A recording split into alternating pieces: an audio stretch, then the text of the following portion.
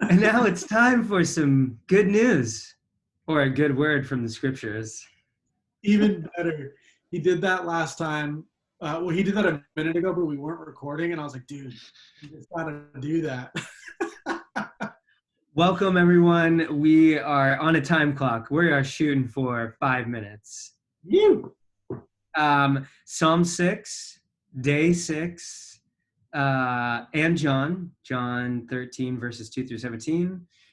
Jake, what did you see in reading Psalm 6 this morning? Psalm 6 is a super intense one. Yeah. It's a Psalm of David. It doesn't give us all of the context, so we're not 100% sure what exactly David's going through, but reading it, it's clear that he's going through something really gnarly, really intense. He says stuff like, I am faint, my bones are in agony, my soul is in deep anguish, I'm worn out from my groaning. All night I flood my bed with weeping and drench my couch with tears. My eyes grow weak in sorrow.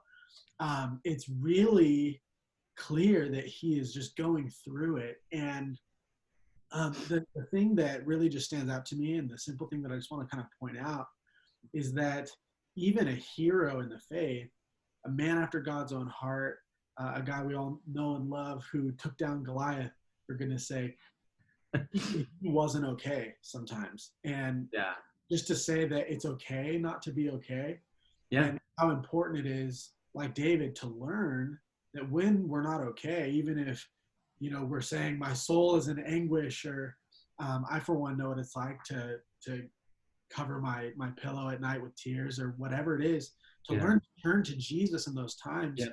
And not only is it okay not to be okay, but the New Testament teaches us that we can actually count it all joy when we go through various trials, knowing that it's working perseverance, and that is working for us to mature and to ultimately lack nothing in Christ.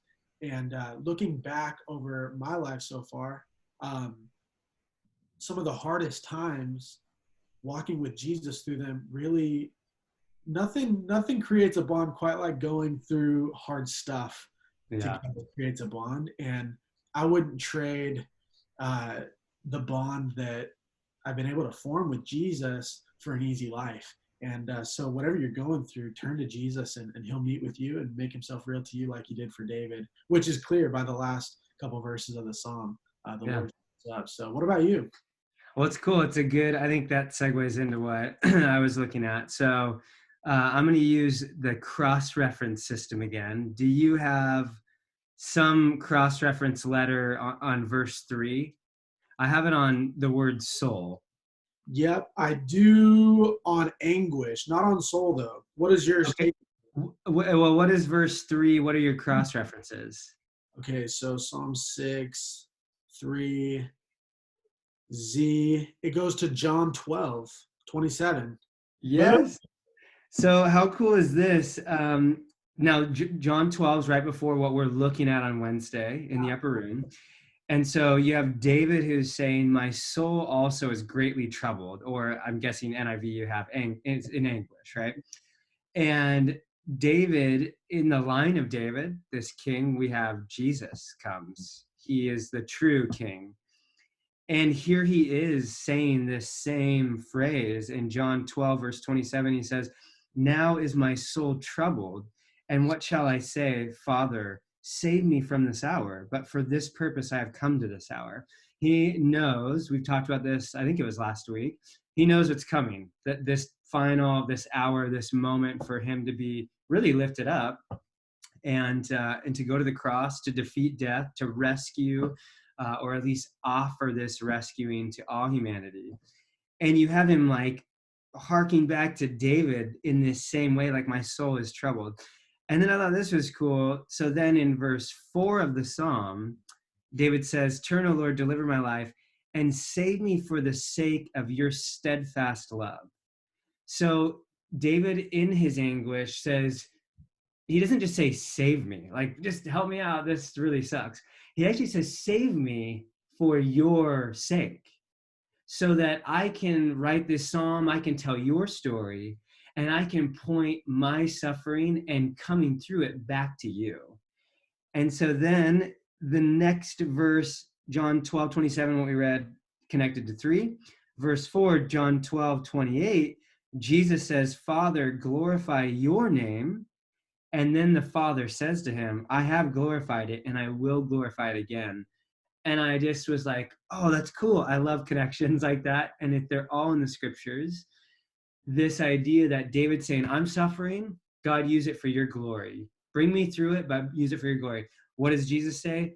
I'm going to suffer, but use it for your glory, Father. And he does. And I'm just like, oh, that's super cool. That's it. I don't think that anything more, but I just love the connection. The Spirit has woven this book that we have in our hands over thousands of years, bringing it together and stuff like that. It's not an accident. And so I just thought that was kind of cool. So good. Dude, I have a question for you today. Okay. So we're both wearing hats. My question is, have you done your hair at all, or did you just stuff a hat on top of your bed head? I didn't do anything to my hair. I just threw a hat on, man. So I literally was like, I took the dog for a walk. I go, I'm gonna get back and get in the shower. Didn't happen. Here we are. Nice. So good, dude.